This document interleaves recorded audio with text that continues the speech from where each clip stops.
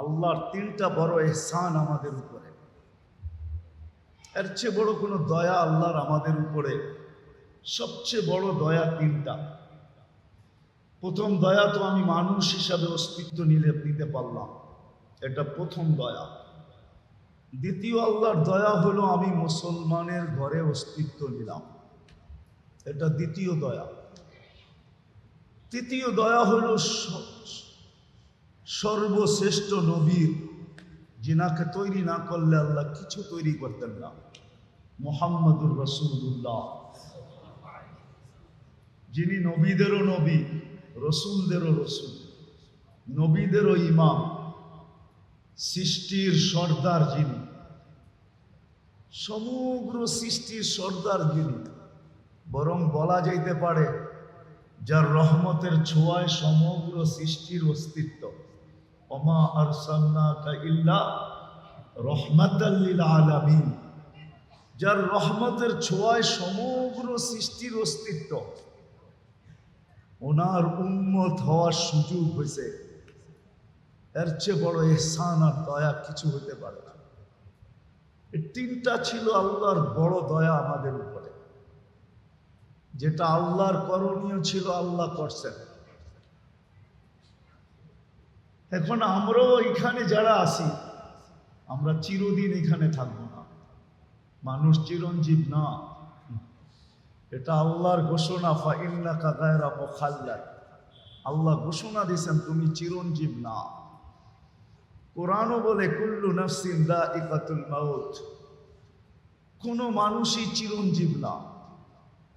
সাইনবোর্ডও এই কথাই বলে, আরশের নিচে যে সাইনবোর্ড, ইন্নী কাতাবতুল মাউতা আলা মান তাহতা আরশি, আরশের নিচে যে আছে তাকে মৃত্যুর স্বাদ পান করতেই হবে। হাই লা ইয়ামুত ফাহুয়া ফাওকা আরশি, চিরঞ্জীব যিনি উনি আরশের উপরে। হ্যাঁ, ফেরেশতাদেরকেও মরতে হবে, সত্য এটাই। মালাকুল মউতকেও মৃত্যুর স্বাদ পান করতে হবে, নাইলে হাদিসে এই শব্দ কোনোদিন আসতো না। সবার মৃত্যুর পরে যখন মালাকুল মউত একা থেকে যাবে, তখন আল্লাহ জিজ্ঞাসা করবে জানা সত্ত্বেও মান বাকিয়া, তো উনি বলবে আনা ওয়া আনতাল হাইয়ুল্লাযী লা তামুত, আমি আর আপনি চিরঞ্জীব, আর কেউ বাকি নেই। আল্লাহ বলবে ফাতামুত আনতা, এবার তোমার পালা, তুমি মরো।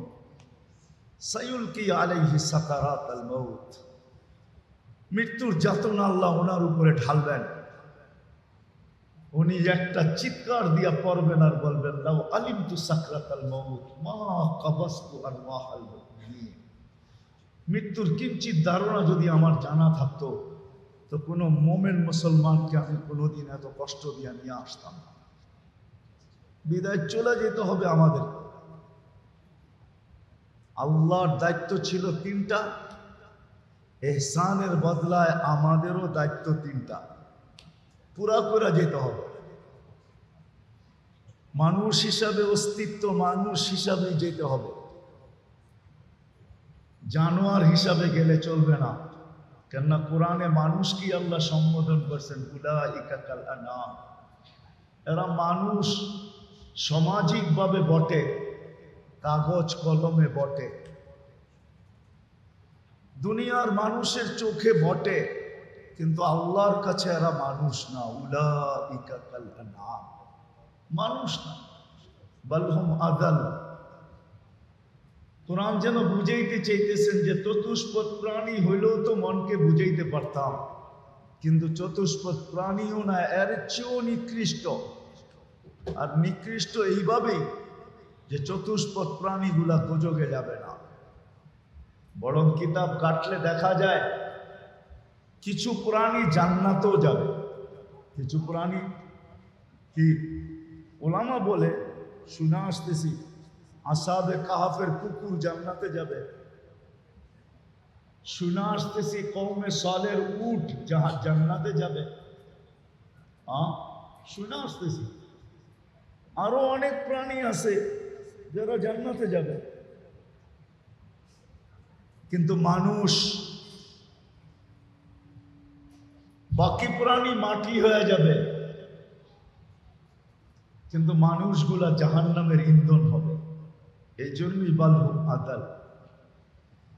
বিদায় তিনটা দাবি আমাদেরকে পুরা করে যেতে হবে যদি আমি আখেরাতে যাইতে চাই। আর যদি যাইতে না চাই, বাঁচা তো যাবে না। এটাই সত্য।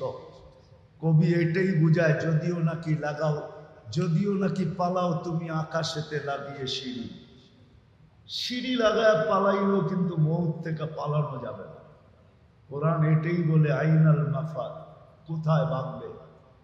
ইল্লা বিসুলতান, আমার রাজত্বের বাহিরে এটা কখনো না। ফানফিরু ওয়ালা তানফিরু ইল্লা বিসুলতান, ভাগার কোনো সুযোগ নাই। উঠাউঠি না করি, আমি কথা গুছায় নিয়ে আসতেছি, লম্বা হবে না। আশা করি 11টার উপরে 2-4-10 মিনিট যেতে পারে, আর বেশি যাবে না। কথাকে গুছায় নিয়ে আসতেছি। বিদায় আমাকেও তিনটা দাবি পুরা করে যেতে হবে। নিজেকে মানুষ হিসাবে পৌঁছাইতে হবে, নিজেকে মুসলমান হিসাবে কবরে পৌঁছাইতে হবে, নিজেকে উম্মতি মুহাম্মাদি হিসাবে কবরে পৌঁছাইতে হবে। যদি আমি মানুষ হিসাবে পৌঁছতে পারি, তাহলে আল্লাহর নেয়ামতের ইহসানের বদলা হবে, নাইলে বদলা হবে না। যদি মুসলমান হিসাবে পৌঁছাইতে পারি নিজেকে কবরে, তাইলে ইহসানের বদলা হবে, নাইলে হবে না। যদি উম্মতে মুহাম্মাদি হিসাবে যাইতে পারি, তাইলে ইহসানের বদলা হবে, দয়ার বদলা হবে, নাইলে হবে না। তিনটার বিশ্লেষণের সময় এখন আর নাই। যে মানুষ হিসাবে যাইতে পারলে কি লাভ হবে, মুসলমান হিসাবে যাইতে পারলে কি লাভ হবে, উম্মতে মুহাম্মাদি হিসাবে আমি কি বেনিফিট পাব, কি লাভবান হব উম্মত হিসাবে যাইতে পারলে। হায় হায়, সত্য এটাই। একটা শোনাই ক্ষান্ত করি, উম্মতে মুহাম্মাদি হিসাবে যদি যাইতে পারি, তাহলে সর্বপ্রথম এটা হলো যে কিয়ামতের দিন মাঠে দাঁড়াইতে হবে না ইনশাআল্লাহ। কিয়ামতের দিন আল্লাহ নিজের পাশে, ডাইন পাশে আমাদেরকে স্টেজে দাঁড় করাবে। আল্লাহর পক্ষে সাক্ষী হিসাবে দাঁড় করাবে। আসামিদের কাতারে আমাদেরকে দাঁড় করাবে না। যদি উম্মত হিসাবে যাইতে পারি, কিয়ামতের মাঠে সর্বপ্রথম লাভ এটা হবে। জালালউদ্দিন সুয়ুতী রহমতুল্লাহ আলাইহি না লিখলে আমি বলতাম না কোনোদিন। আর কোরআনও এটার ইঙ্গিত দেয়, শুহাদা আলান নাস। কিয়ামতের দিন আল্লাহ আমাদেরকে সাক্ষী হিসাবে দাঁড় করাবে সমস্ত উম্মতের উপরে। বোঝা গেল সাক্ষী আসামির কাতারে দাঁড়ায় না। সাক্ষী তো সাক্ষীর জায়গায় দাঁড়ায়, আসামি তো কাঠগোড়ায় দাঁড়ায়। সমস্ত উম্মত কিয়ামতের মাঠে দাঁড়াবে, আর ইনশাআল্লাহ আমরা আল্লাহর পাশে স্টেজে সাক্ষী হিসাবে দাঁড়াবো। যদি উম্মতে মুহাম্মাদি হিসাবে যাইতে পারি, যদি উম্মতে মুহাম্মাদি হিসাবে পরিচয় কার্ড নিয়ে যাইতে পারি যে আমি উম্মতে মুহাম্মাদি, যদি প্রমাণ দিতে পারি, তাহলে রব্বে কাবার কসম বলবেন হিসাব কিতাব, এটাও শোনায় দেই, হিসাব কিতাব পর্দার ভিতরে হয়ে যাবে, পর্দার ভিতরে। বাকিগুলা শোনাইলে ওলামাও হজম করতে পারবে কিনা সন্দেহ আছে আমার, এই জন্য ওগুলা শোনাইতে চাইতেছি না। বাকিগুলা শোনাইলে ওলামারও হজম করতে পারবে কিনা এটা আমার সন্দেহ আছে। আবার অনেকে আঙ্গুল উঠায় দিবে যে এই সমস্ত কথা কোত্থেকে নিয়ে আসছে, কিন্তু কিতাবে লেখা আছে। কিতাব পড়েই বলতেছি, স্বপ্নে পায়া বলতেছি না। কিতাবে লেখা আছে, ওগুলো সওয়া যাবে না। তো তিনটা আল্লাহর ইহসান, তিনটার বদলা দিয়া যেতে হবে। এটাই কোরআন ইঙ্গিত করে, আহসিন কামা আহসানাল্লাহু ইলাইক। আহসিন কামা আহসানাল্লাহু ইলাইক। আল্লাহ বলে তোর উপরে যে দয়া করছি, তুইও আমার উপরে ওই দয়া কর। চলা তো যাইতে হবে। দুনিয়ার পরিচয় পরিচিতি কাজে দিবে না।